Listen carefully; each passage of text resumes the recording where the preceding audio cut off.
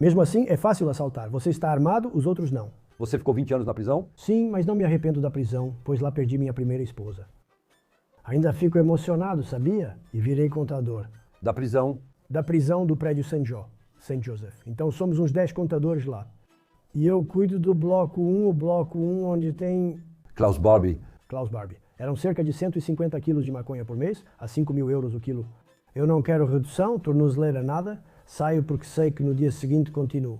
Ele conta como mataram Markovic. Preciso do meu dinheiro, mas não tem. Ele o matou. Essa é a verdadeira história. Falei ao presidente, ainda há coisas a fazer na África. Ele respondeu, lá não tem mais nada. Honestamente, isso era da máfia. Todos nós erramos. E então, aí você parou? Vamos dizer assim, Coringa.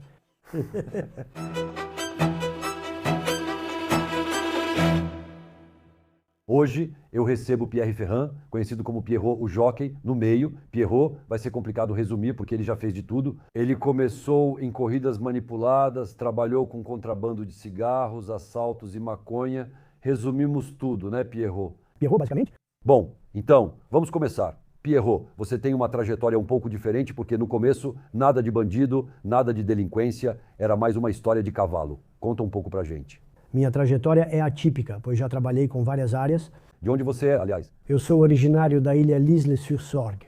L'Isle-sur-Sorgue, isso fica no Vaucluse. No Vaucluse.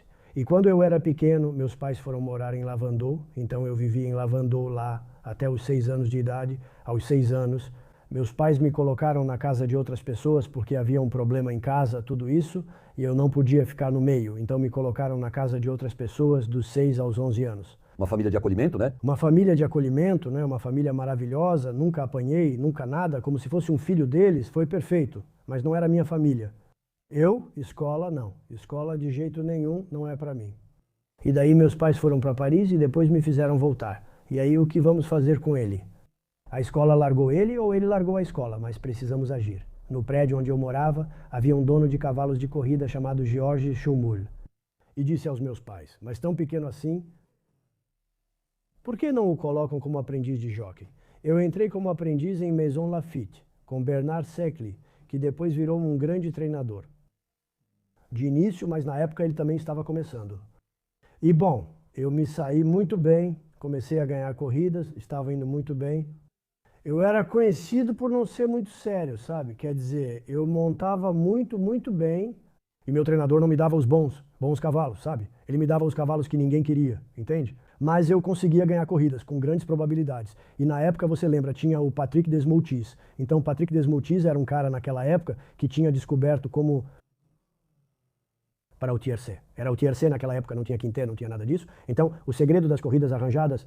Porque corridas arranjadas eram moda nos anos 70. Isso mesmo, Pierre Coste, pessoas assim que perderam a licença e tal. O prêmio Bride Abattu foi uma farsa total. Sim, foi um grande escândalo na época, o prêmio de corridas arranjadas. Mas na realidade isso é tudo mentira.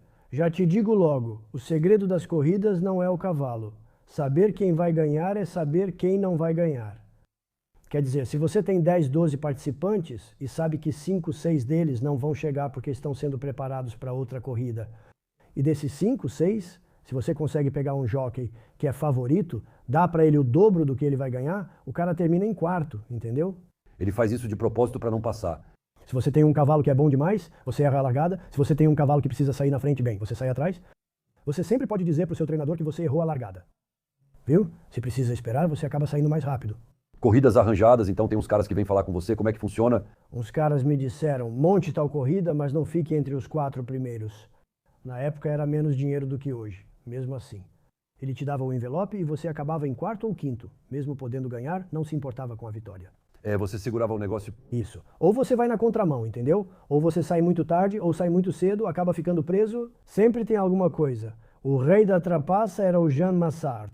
Mesmo com 5 largando, ele conseguia ficar preso. Era o melhor nisso. Estar preso é ser bloqueado por outros cavalos. Você fica preso na raia, não consegue passar, e quando finalmente consegue, já é tarde, você perdeu. Então chega o momento do encontro no Círculo da Ópera. Este é o grande círculo do jogo corso da época. É isso. E eu estou lá, chego e me sento na mesa de baccará. E tem um cara lá que começa a jogar contra mim. Mas ele perde, nunca ganha. Chega o fim da partida, a gente vai comer. Sabe, naquela época a gente comia de graça, entendeu? Sim, para manter as pessoas jogando, ofereciam comida e mais. Pro garçom, eu falei, leva uma garrafa de champanhe para ele, pô. E o cara me diz, ele fala para ele, não, mas ele quer beber com você. Ele vem, a gente bebe o champanhe, tudo isso. Aí o cara me fala, poxa, que sorte você teve hoje, hein, cara, desse jeito. Mas eu vejo que o cara, não confio nele. Sinto que ele quer me levar para jogar outra partida em algum lugar, para me dizer, espera aí, agora a gente vai te pegar, sabe? Porque se você cai numa partida que é armada, você tá ferrado. É, ele pensa, esse aí a gente vai enganar, esse aí. A gente vai enganar ele, sabe? E aí, o que você faz? Eu digo, sou jockey. Ah, mas sou procurador do Pierre Pharaon, dos bancos dele no Líbano. E a gente tem o jockey, nosso jockey, ele sofreu um acidente, você gostaria de vir para o Líbano e tudo mais? E eu, como aqui, eu estava meio... Você já estava começando a ficar queimado como jockey? Eu já estava começando a ficar queimado, sabe? E eu disse, ah, sim, isso me interessa. E eu fui para o Líbano desse jeito. Então você foi ser jockey no Líbano? Eu fui ser jockey no Líbano lá. Ganhei corridas pra caramba, até cheguei a manipular algumas corridas. Lá havia uma máfia das corridas. E lá os cavalos que eram favoritos, mas grandes favoritos, a direção das corridas, eles eram retirados do páreo, então não podia apostar neles. Na corrida era como se não existissem. Ah, sim, entendi. Se eles ganhassem, melhor para o... Para o jockey e o estábulo? Para os donos e para o estábulo, mas para os apostadores, o verdadeiro vencedor era o segundo. É, de qualquer forma, os caras que não eram favoritos, porque senão estava muito na cara quem ia ganhar, basicamente. Estava muito na cara quem ia ganhar, sabe? E a gente manipulou as corridas assim, assim, assim. Ah, como você manipulava?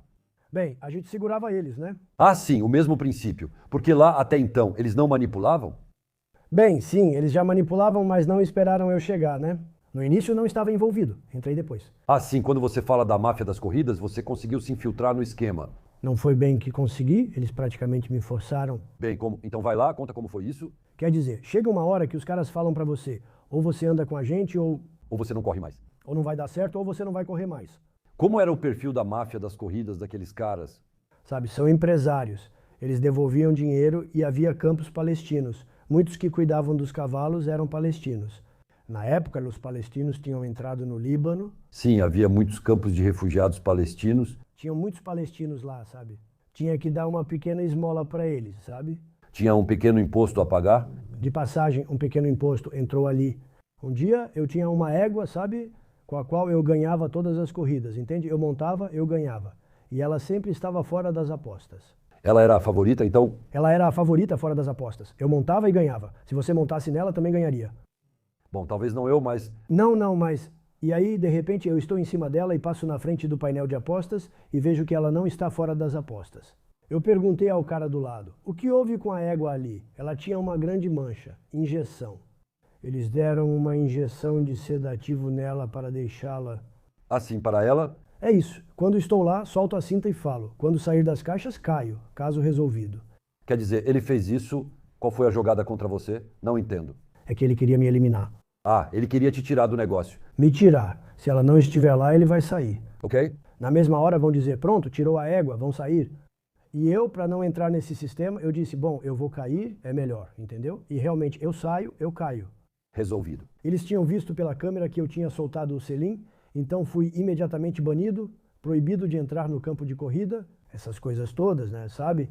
E eu estava fazendo o serviço militar. Pois é, 50 quilos você faz o serviço militar, entende? Um pouco... E aí, quando eu era jockey, fui correr na Córcega e trouxe armas de lá. Porque eu trouxe elas, eu não sei. E no exército tinha um sargento lá e eu falei com ele sobre isso. Ele disse, isso me interessa, eu compro. Eu vendi para ele, por uma mixaria. Quase nada naquela época. Infelizmente, eles vão fazer um assalto. Quem é... De onde vocês conseguiram as armas? Foi ele. E eu fui preso. Porque a gente está em que ano aí? Anos 70, 69, 70. E aí, entrando na prisão, eu conheci uma pessoa chamada Perfetti, que apostava em corridas. Antoine Perfetti. Antoine Perfetti. Ele estava terminando uma pena por... Na época era heroína. Ele tinha pegado 5 anos. O famoso Antoine Perfetti é o primeiro a colocar um ex-jockey de volta na cela.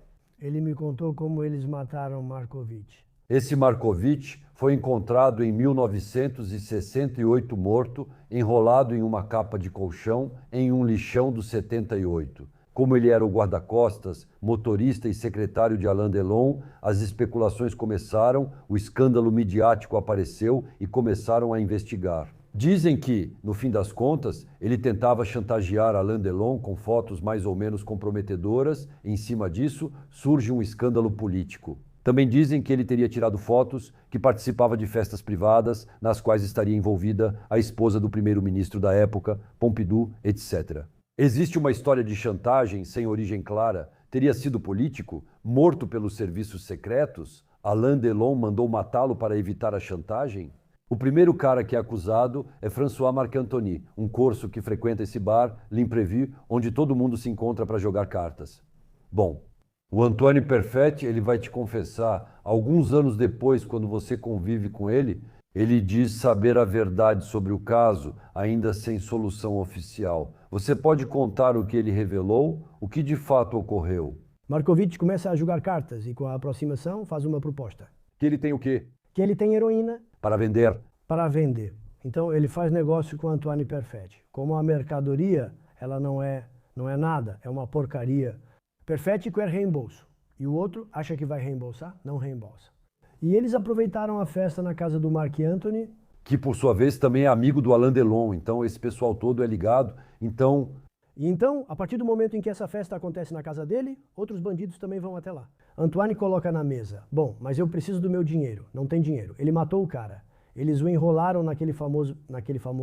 Nessa capa de colchão? Que veio da casa do Marc-Antony? Veio da casa do Marc-Antony, por isso ele está tão envolvido no caso. Exato. E vamos suspeitar que esse Marc-Antony matou Markovitch a mando do Alain Delon, por causa das histórias de suposta chantagem. Absolutamente, absolutamente. Na verdade, isso seriam invenções. A verdadeira história seria esta. A verdadeira história é a verdadeira história. E quando eu saio, de fato, eu vou para Pigalle.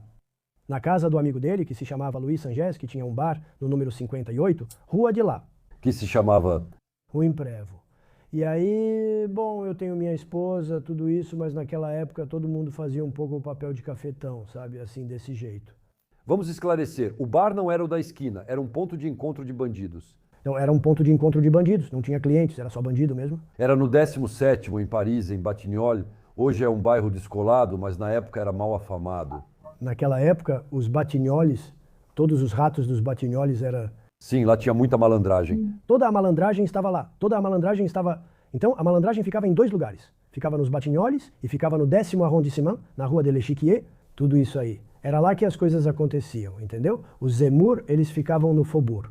E aí, naquela época, chegou um porta-aviões lá. Michel Ardoin. Michel Ardoin. E ele me veio e ele disse: o que você está fazendo? Grande bandido da época. É, grande bandido da época. E ele me diz: o que você vai fazer essa tarde? Eu digo: ah, nada. Ele diz: bem, você sabe dirigir? Ah, eu digo: sim, claro, eu sei disso. Ele disse: precisamos de alguém, vem? Eu fui e participei do meu primeiro assalto com Michel Ardoin. Portave, primeiro você atua como motorista e depois vai emendando. Conta um pouco pra gente. Depois eu fiz outros com Filali, que foi morto por... Filali, o chinês? É, isso aí, tá vendo? Todas essas pessoas. Mas eu sempre fui... Eu não fazia parte de equipe. Eu sempre fui um pouco... Temporário, de um lado para o outro? Temporário. Quando você experimenta, percebe que é até fácil um assalto. Armado, com vantagem sobre pessoas desarmadas, entende? Bom, e também naquela época você tinha que saber que quando você empurrava uma porta não tinha nada. É, não tinha antecâmara, não tinha... Depois vieram as antecâmaras, que eram só brincadeira. Todas as agências tinham saída pelos fundos. Entrávamos e saíamos por lá, deixando a antecâmara para trás. Então a gente assaltou agências, assaltou o Correio de Aubervilliers 2 vezes, era realmente fácil, agora está mais difícil. É, e também tinha dinheiro nos bancos, era a grande época. Isso mesmo. Naquele tempo assaltamos um carro dos Correios. O veículo parou, o motorista desceu, pulamos nele, pegamos e saímos. Hoje em dia não dá mais para fazer isso. Você faz esses assaltos e um deles é fatal. Então é um caso de Créteil. Tem o Thiroux Marque, que tinha acolhido na casa dele um cara que estava meio na rua. Ele se chamava Lemouton. Bernardo Lemouton? Bernardo Lemouton. Era cafetão na rua de Budapeste, perto da estação Saint-Lazare. Um belo dedo duro, mesmo assim? Sim, que acabou virando um grande dedo duro. Ele nos dedurou, mas eu, Lemouton, ele não conhecia. Eu só o via em Fresnes de passagem. Ele não me conhecia, mas Le Jockey. Esse era seu apelido no ramo? Você acha? Broussard, Le Jockey. Robert Broussard, chefe da antigangue. Robert Broussard, o chefe da antigangue. Então, Broussard, a gente pode atribuir várias más intenções para ele em certas coisas, mas ele não era tão ruim assim. Robert Broussard ficou conhecido porque ele tinha aquele cavanhaque famoso. E no caso Mesrine, foi ele quem comandou a operação em que Jacques Mesrine foi morto na porta de Clignancourt. Isso não é bonito. Um tiroteio assim Ele é morto ao volante do carro. é uma execução, sabe, quero dizer. Robert Broussard era a estrela dos cowboys do antigangue na época. Do antigangue. O Mouton entrega Thiroux e eu. Ele pega o Thiroux. Depois, mais cedo ou mais tarde, Pierrot Le Jockey, vamos pegar ele. E eu faço um trabalho, na época, eu assalto um peleiro. Pierre e o Lobo, Rua de Hauteville. De Hauteville? Rua de Hauteville. E aí, para entrar, ao lado, tem um prédio em reforma. E aí, a gente entrou pelo prédio em reforma. A gente entrou por cima. Bom, a polícia estava no nosso encalço, eles estavam embaixo e estavam esperando a gente, entendeu? Então você saiu com suas peles? Então, a gente saiu correndo, a gente estava lá, a gente estava acabado, sabe? É isso. E aí fomos direto para o Quai des Orfèvres, é isso. E aí Broussard, ele disse, agora você está aqui. Eu respondi, você não ganhou, vai ver. Nos recusamos a falar qualquer coisa. Ao chegar na juíza, ela falou, você vai me pagar caro. Eu perguntei, o que acha de sodomia, senhora? Ela disse, como? Respondi, diga o que pensa, porque já está na hora de se ferrar. Então, aí vingança. Ah, aí vingança, no armário, sei lá. O cara pede 20 anos pra gente quando a gente passa, mas eu sou salvo por duas coisas. Uma, Thiroux. Ele é acusado de um caso que não podia ter cometido porque estava na prisão, mas teve a inteligência de não dizer que estava preso. O caso vai até o tribunal do júri e de repente ele diz, mas eu estava na prisão, não podia ter feito isso, eu estava na prisão. Suspensão da audiência, verificam, ele realmente estava na prisão. Já, isso faz um inocente, isso faz um inocente. E eu, quando fizemos o assalto, eu estava com a moça como refém. Eu a mantinha como refém. E ela tinha um broche ali com diamantes, umas coisas assim. Falei para ela, já que está aí, me dá isso. A moça respondeu, isso é da minha avó, não te dou. Então falei, fica de presente. E quando eu passo então pelo tribunal, eu tinha conseguido entrar com uma corrente com um medalhão grande. E quando ela chega para depor, eu pego o medalhão e coloco como ela usava aqui. E eu fiz isso. Ela me olha, presta atenção, teve um flash que passou assim. Eu vi nos olhos dela que ela me dizia, agora sou eu que te pego. E ela se vira para o juiz e ela diz, eu tenho certeza, não é ele. Isso é bonito. O promotor insiste, são eles, temos provas. Ela responde, fui refém, afirmo que não é ele. Mesmo assim, ele pede 20 anos para nós. Mesmo assim, por causa do passado e outros assaltos não esclarecidos, a gente acaba absolvido. Alívio. Alívio. Mas aí, sabe, é aí que eu perco minha primeira esposa. Quando eu estava preso por causa desse caso, eu disse para ela, escuta, Martini, eu tirei sua juventude, não quero tirar sua velhice. Vai, refaz sua vida. E ela não queria. Ela me disse, não, não, não, não, não, não. Aí um dia ela me disse, escuta, conheci alguém. Eu disse, vai, não vem mais, refaz sua vida, seja feliz. É bonito, né? Ainda fico com lágrimas nos olhos. Tá vendo? Eu saí de lá, refiz umas coisas, tal, caí de novo, fui embora, fui para Poissy. Eu estava na... De Poissy, na central de Clermont, eram as grandes centrais. Você sai de Clermont, ficou 3 anos lá. Quando sai, pensa, o que vou fazer, como vou chegar, o que faço? Depois... Eu volto para Paris e começo a mexer com umas coisas bem simples. E aí, tem um negócio com Chichon. Tem um negócio com Chichon que preciso levar perto de Montpellier. E acabo sendo pego em Lyon. Com alguns quilos de haxixe. Com alguns quilos de haxixe, acabo preso novamente. Puf, de novo? Então você não ficou muito? De novo. Mas depois tem umas confusões. Sabe, quando você tem várias coisas... Quanto tempo você ficou fora entre Clairvaux e Lyon? 18 meses. Sim, é pouco tempo. Sim, é pouco tempo, tá vendo? E aí eu vou parar em Lyon e caio na cela de Jean-Paul Abateau. Sim, em Lyon. Em Lyon. E ele me disse, você parece ser um cara legal e tal, senhor. Ele disse, espera, eu vou até a contabilidade, te levo para a contabilidade e viro contador. Da prisão? Da prisão, do prédio Saint-Jo, Saint-Joseph. Então tem uns 10 contadores lá. E eu cuido de um prédio e do bloco 1, o bloco 1, onde tem... Klaus Barbie. Klaus Barbie? Klaus Barbie, ele foi um ex-membro da Waffen-SS, é isso. Um alemão que cometeu grandes atrocidades na Gestapo de Lyon, que torturou resistentes, deportou muitas pessoas, inclusive crianças, etc. Então, um canalha, nem precisa dizer, e esse cara, ele foi preso anos depois na América do Sul, onde estava refugiado, na Bolívia, isso mesmo, extraditado para a França. Enquanto esperava julgamento em Lyon, ele ficou preso no bloco 1. Ele está preso no bloco. Tive uma ideia. Achei boas as cantinas. Pois é você quem cuida das boas. Sou eu quem cuida dessas cantinas. São boas que têm várias cores. E aí, Você marca as opções do que você quer. Você pede a comida que você quer. A comida que você quer. Um dia são jornais, outro coisas de banheiro, outro é diferente. Quero dizer, é isso, então disse que ia ganhar dinheiro com isso. Então eu pegava os cupons, copiava em outro cupom, assinava mais ou menos como ele, sabe? O negócio e o cupom verdadeiro eu guardava e o outro ia para os arquivos, sabe? E eu vendi, na época, eu vendi para o jornal O Melhor, os cupons verdadeiros. De dizer, aqui está, uma semana de Klaus Barbie na prisão. Sim, era para vender suas coisas de comediante. Para vender minhas coisas de comediante que eu vendi. Na época, como ele se chamava, O Melhor. Alain Ayache. É isso. O chefe do jornal Le Meilleur, um grande jornal, um jornal meio especial, mas da época. É isso. É. E Barbie, ele ficou sabendo disso? Não. Depois ele faleceu. Depois foi condenado à prisão perpétua e morreu logo na prisão. Ele faleceu, sim. E aí, de 4 anos, quanto você cumpriu? Então, dos 4 anos, com a redução de pena, devo ter cumprido 3 anos, 2 anos e meio. E quando você saiu, o que você fez então? Eu saio então da prisão de Lyon e começo a traficar carros. Na época era preciso conhecer os cartões azuis, o sabot, as garotas em Paris, pois eu andava com Jean Pigalle. Sabe, você nunca esquece quando elas roubaram um cliente. Com esses cartões a gente ia alugar uma Mercedes. Você ia na Hertz, eles passavam o sabote, a garota ia lá, pegava e o carro ia direto para o Marrocos. Claro, vai. Naquela época não tinha rodovia na Espanha, tinha que ir mesmo. Estávamos em Marbella, no Hotel Skoll, e eu estava com uma garota lá. Sabe, de manhã a porta explode, bam, a guarda civil.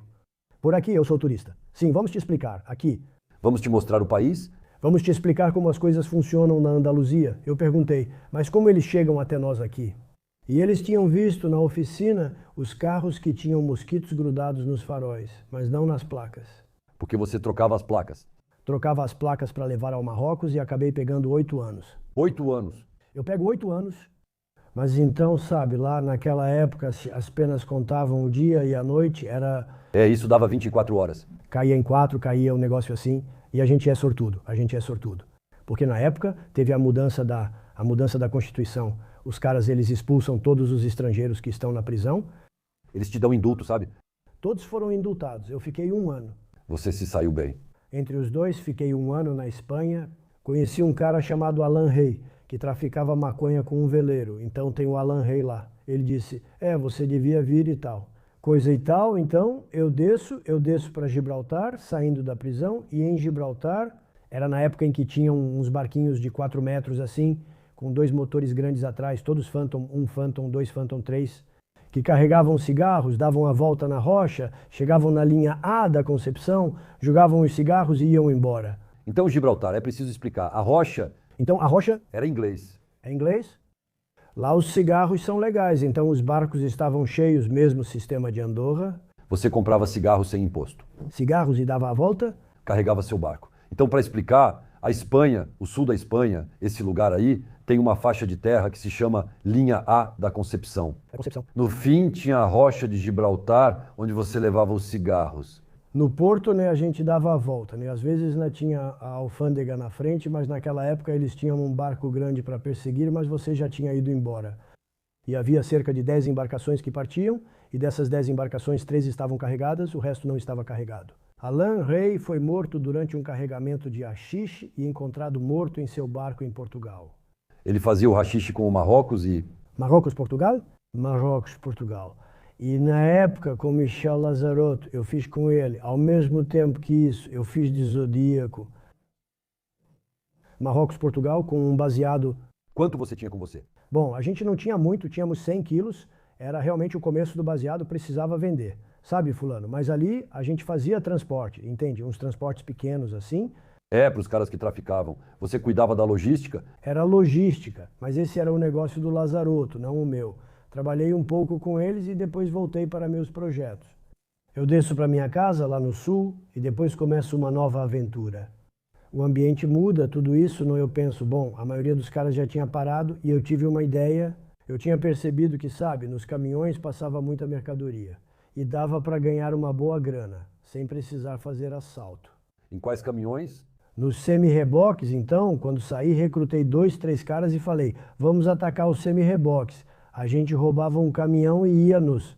Naquela época, na Gare do Nord, os reboques ficavam lá descarregando os vagões. Os caras chegavam, engatavam e iam embora. E a gente fazia o mesmo. Sim, porque o trator, na verdade, é o caminhão, não um trator agrícola. Usava o cavalo mecânico, engatava e ia ganhava um dinheiro, entendeu? E aí, eu fui embora. Quando percebi que era hora de parar, também não seriam os biruás. Fui para o sul, e lá no sul, eu ainda tinha alguns bens. Sabe, conversando com meu pai, me veio uma ideia de que meu primo, na época, tinha feito fortuna na África. Eu disse, olha, vamos ligar para o primo porque isso me interessa.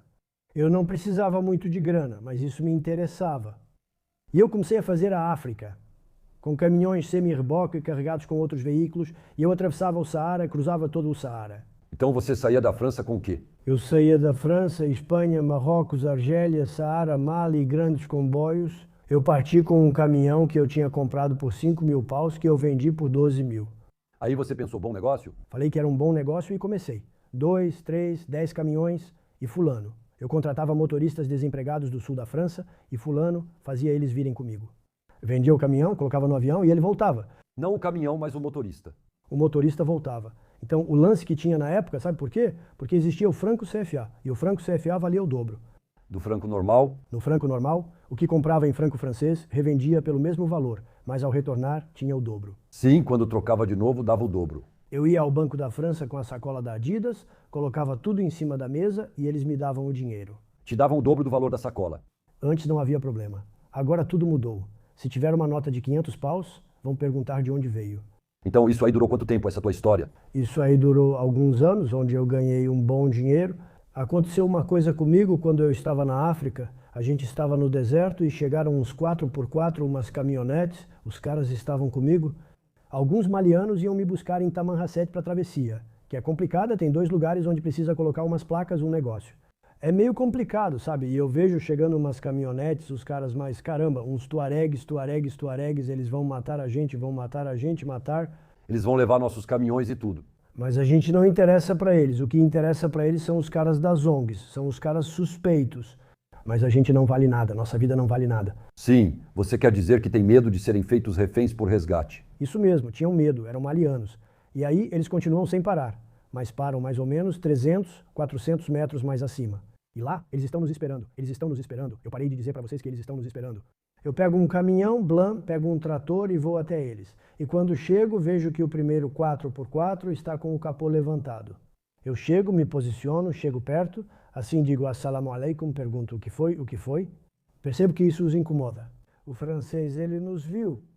Eu disse para ele, eu posso te consertar se você quiser. Tem tudo o que precisa no caminhão para te consertar. Ele tinha um furo no radiador, estava perdendo água, não tinha mais água, essas coisas. E foi assim que conheci esse pessoal aí e esse pessoal aí. Então eles não eram terroristas, eles não matavam as pessoas assim. Eles queriam, sabe, eram os tuaregues que queriam a independência de Azawad. Do Saara? Do Saara, é deles, eles não pedem nada e ninguém pede nada a eles. Era isso que eles queriam. Eu disse, se quiser, na próxima viagem, posso trazer várias peças para vocês, pois tenho um amigo dono de ferro velho com muitas peças. Compro lá e trago para vocês. O cara não acredita, sabe? As palavras do deserto ficam no deserto, entende? E ele me dá um endereço em HDs. De fato, quando eu volto, chego em HDs, eu tenho o endereço dele. E o cara está lá... Com suas peças. Com minhas peças. E aí o cara me pede uma coisa, ele me diz, escuta, você é uma pessoa de palavra, sabe? Nós não somos pessoas que matam os outros assim. Você viu, a gente não está lá, mas a gente precisa. Se você puder nos ajudar, eu disse, ajudar como? Ele me disse, olha, toda vez que você vier para Tamanrasset, vai ter gente lá. Eles vão colocar coisas nos caminhões. Galões de gasolina, galões, um monte de coisas, sabe? E a gente vai te esperar. Nas dunas de Oni, Lua de Oni, é um lugar no meio do deserto onde há dunas, tem rochas, é muito difícil de atravessar. Você vai entregar as coisas lá. Falo com meus caras, mas eles não concordam muito. Adivinha? Eu disse, mas galera, vou explicar para vocês. Se a gente não fizer isso, não vai mais passar por lá. É, com certeza. Então a gente fez isso. E aí a gente passava. Até o dia em que em Samarca eu chego na fronteira do Níger e o exército cai em cima da gente. Eles me disseram, bom, vocês saíram de Tamanrasset com tambores nos caminhões, é porque vocês estavam carregando coisas. Eu disse sim, a gente comprou gasolina, essas coisas, para revender, mas fomos atacados pelos tuaregues, eles levaram tudo da gente. Por isso nunca mais passei por lá. É, não me surpreende. Porque aí você desaparece nas areias do deserto. Você não vai fazer a estação na rua, né? Tá vendo? Nesse tempo, com esses negócios, acabei ganhando muito dinheiro. E um dia, só para contar uma história, eu estou em Château Renard, na minha casa, num bar assim, e o Black tá lá. Falo para a dona do bar, amanhã vamos para o Benin, onde montei minha empresa. O Black diz, você vai para o Benin? Meu primo é o presidente da República. Eu falei para ele, escuta. Perguntei se queria beber algo e ofereci pagar uma bebida. Eu disse para ele ligar, mas ele falou que não tinha dinheiro. Insisti e ele disse que iria ligar. Ele tem contato direto com o presidente da República e diz, tem uns brancos aqui que vão ao Benin vender caminhões. E o presidente fala, dá o número de telefone para eles, me avisa quando eles chegarem. E na época, o Saara estava fechado, porque tinha aquele negócio islâmico no FIS. Ah, sim, entendi. Com a Frente Islâmica de Salvação, não era mais possível cruzar o Saara. Então os caminhões saíam de Marselha, Cotonou, e eu tinha um avião alugado, um Beechcraft. E eu descia de avião para recuperar meus caminhões. Você pilotava? Não, foi aí que comecei a aprender a pilotar. Ah, entendi. Eu digo ao presidente, lá ainda há coisas a fazer. Aqui na África, ele fala que não há mais nada, e eu sei disso. Eu digo para ele, olha, tá vendo? Os libaneses trazem 1000 carros por mês para pagar. Ficam ali do lado, mas não pagam nada. Eles passam pelo seu território e não pagam nada. Eles chegam pelo porto de Cotonou e depois seguem para outros países. Eles iam vender lá. Eu falei, não, vamos fazer a inspeção técnica. Ele respondeu, você é um gênio. Vamos mostrar a inspeção técnica e eu mostro a inspeção técnica. No porto de Cotonou... Sim, é como se fosse um tipo de pedágio, sabe? Um pedágio. Ou seja, se eles não tivessem uma lista, éramos nós que vendíamos para eles. Entende o que quero dizer? Então, era uma coisa boa.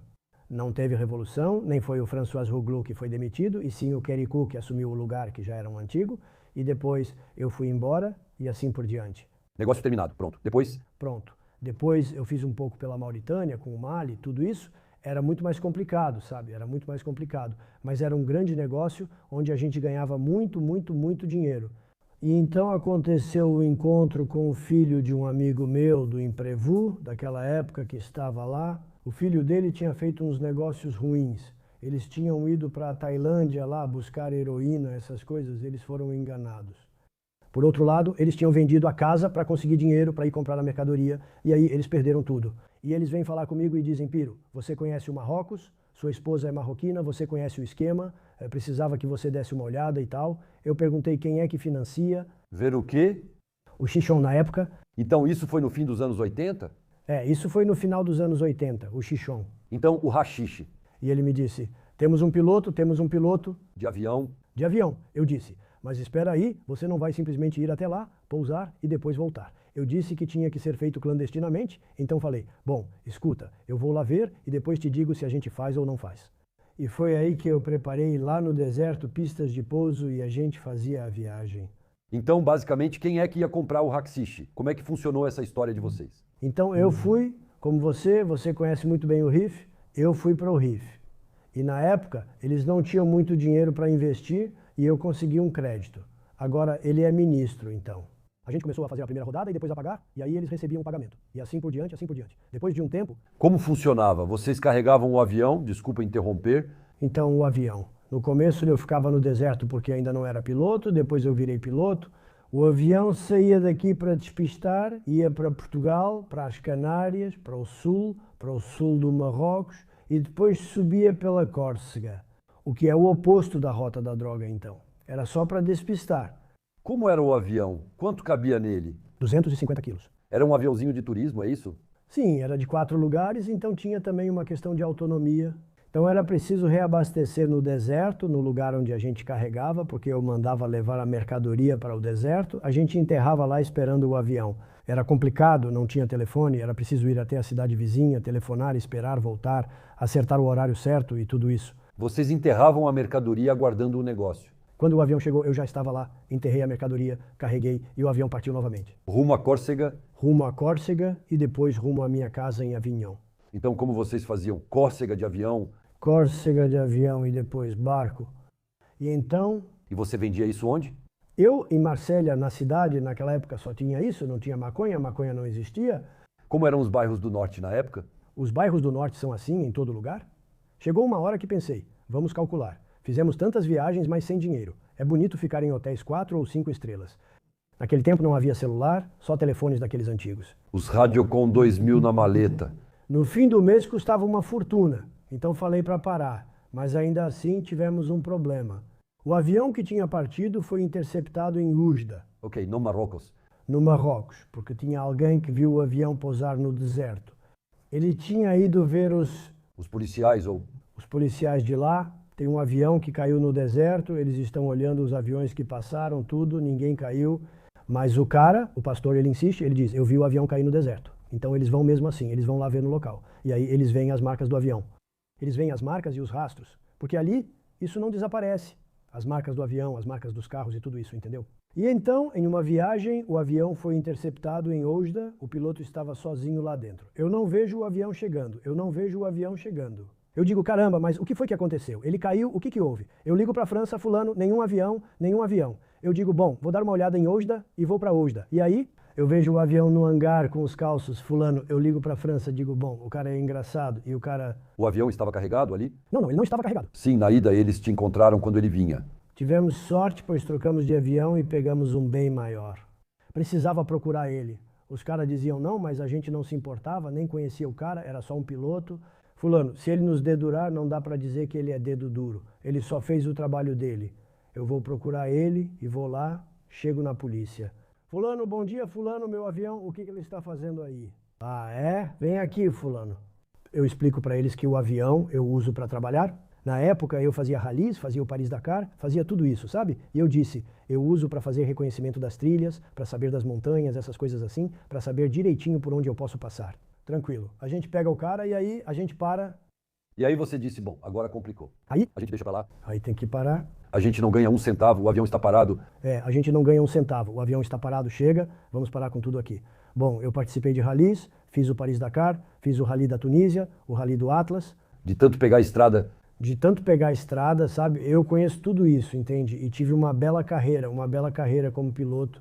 Entre dois. Quando tinha um intervalo, eu ia ao rally, estava inscrito, ia lá e a gente voltava. Perguntavam o que eu ia fazer e eu dizia que baseado não dava em nada. Então um disse, mas eu tenho uma ideia. E se não comprássemos cigarros em Andorra? Fronteira franco-espanhola. Eu disse, por que não? Vamos lá, vamos ver. Porque os cigarros, esses sim, são isentos de impostos em Andorra. Para quem não sabe, é isso. Isso mesmo, em Andorra. Então, na época, o maço custava 20 paus e aqui custava 80.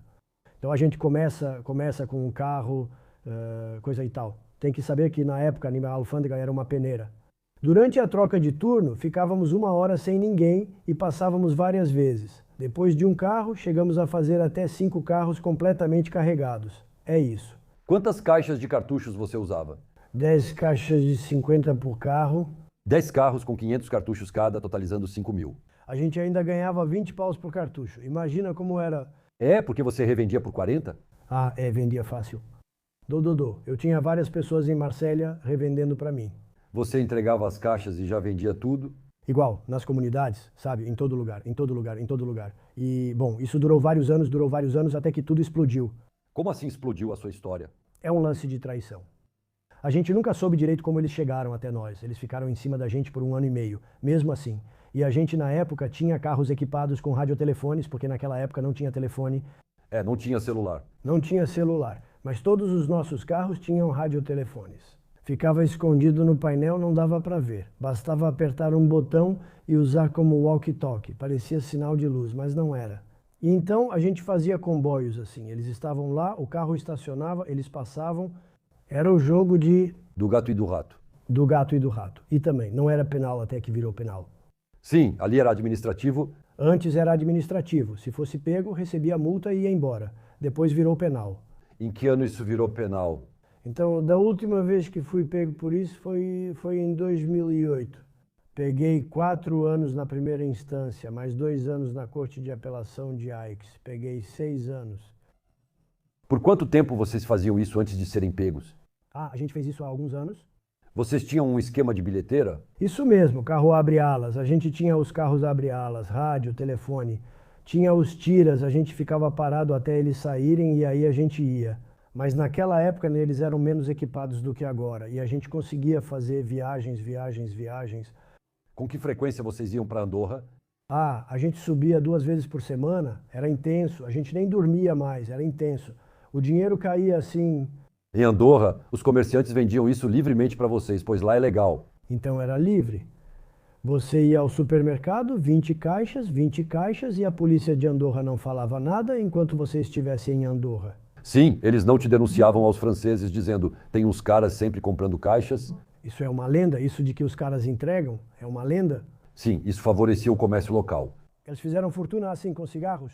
Então você ainda cai nessa em 2008? Sim, é em 2008. Você pega os 6 anos, então você sai. Quanto tempo você faz desses 6? Eu fiz 6, saí, fiz 6 anos praticamente.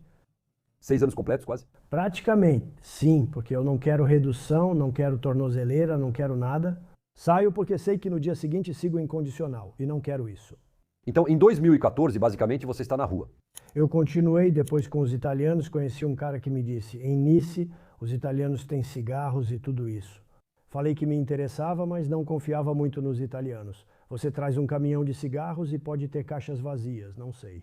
Eu disse claramente que queria 50 caixas e pagaria por elas, mas o cara exagerou dizendo aos outros que eu queria 500. Os italianos chegam, um carro italiano, uns caras dentro, bem ao estilo antigo, sabe? Aí está o caminhão, os caras começam a descarregar. Falei que 50 tá bom, já basta. O cara fica bravo e diz que pedi 500. Respondo que não, pedi 50. Pergunta para ele, foi ele quem disse 500, não eu. Eles se confundem um pouco, aí eu peço para fazer a tradução, tinha um que falava um pouco. Eu disse, escuta, vamos para Grenoble e depois voltamos. Mas falei, não, escuta, não vamos para Grenoble. Eu descarrego tudo aqui, é o depósito, você descarrega tudo aqui e depois vai para Grenoble. Se você sair de carro ou caminhão para Grenoble agora, vai para cadeia. Com as suas cabeças. Você vai para cadeia, no pedágio você tá ferrado, tô avisando, foi o que aconteceu. E você, onde ficava o seu galpão, o seu depósito? Na minha casa em Castelo Renard, Avignon. Ah, foi lá que você o conheceu. Foi lá que eu mandei trazer aquele famoso caminhão.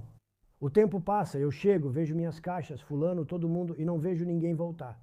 Essas caixas estão lá, eu vou vendê-las, é a mesma coisa, eu vendo todas as caixas, fico com o dinheiro. E aí não vejo ninguém, ninguém. 2 meses depois, ainda não apareceu ninguém. E então, de repente, o velho que estava lá apareceu, ele tinha vindo de lá. Todos eles foram presos. E o velho, ele não sabia o endereço. Então, espera, esse velho, porque... Esse velho era o chefe. Me conta quando eles chegam com o carro e o caminhão, tem um velho... Tem esse velho que está lá, tal, desse jeito. Mas o velho, ele não foi preso lá. Eles deixaram o velho ir embora, ele era velho, deixaram ele ir, mas ele não sabia o endereço. O que ele fez?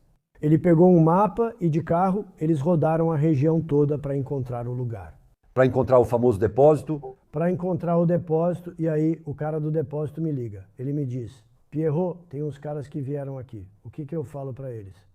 Eles voltam às 5 horas. Bem, às 5 horas. Eu estarei lá às 5 horas, eu vou. E o velho, ele me diz, mas nem hoje. Ele tem as caixas. Eu digo para ele que não tem as caixas, tem o dinheiro. E aí, depois eles me mandaram direto os caminhões da Itália, eles me mandaram direto para lá e parou por aí. De repente, não ouvi mais falar deles. Sumiram por lá. Quem eram esses italianos aí? Ah, sim, olha, sinceramente, honestamente, eles faziam mesmo parte da máfia. Eram o que napolitanos? O velho, ele era realmente um cara da máfia. Os especialistas em cigarros na Itália são os napolitanos, da Camorra. São os caras lá de baixo, sabe? São eles que são especialistas. Depois eles não te dizem de onde vem, nem o que fazem também, entendeu? Nem o nome deles, nem o endereço. Eu falei pro meu camarada, falei, escuta, acabou, cigarro já era, agora a gente tem que fazer outra coisa. Falei, vamos vender maconha, então a maconha a gente vendia na Suíça. E onde você comprava principalmente a maconha? Em Barcelona, a gente pegava uma maconha muito boa lá e trazia em caminhões com fundos falsos. Você comprava em que quantidade? Bem, a gente comprava de 20, 30 quilos.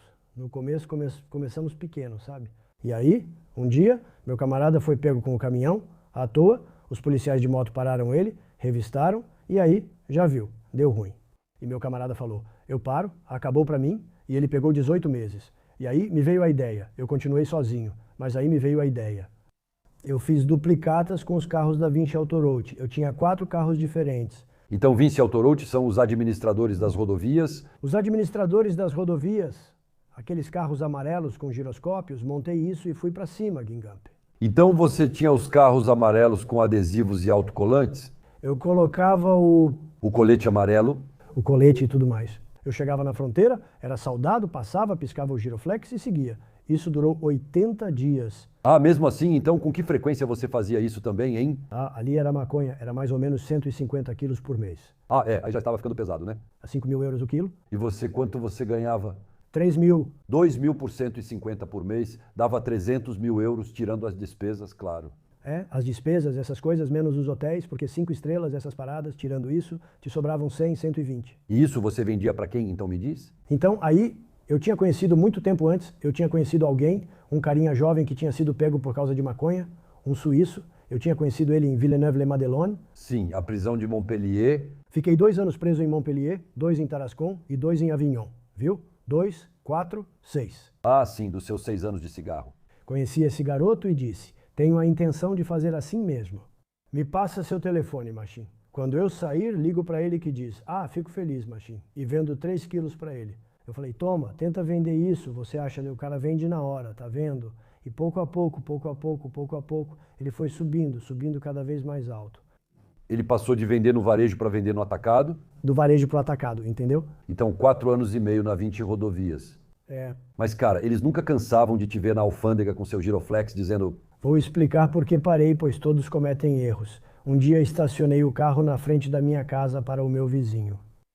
Ele me disse, Pierrot, às 3 da manhã tinha uns policiais na sua casa. E eu não sei, eles estavam em volta do carro. Você deveria tomar cuidado.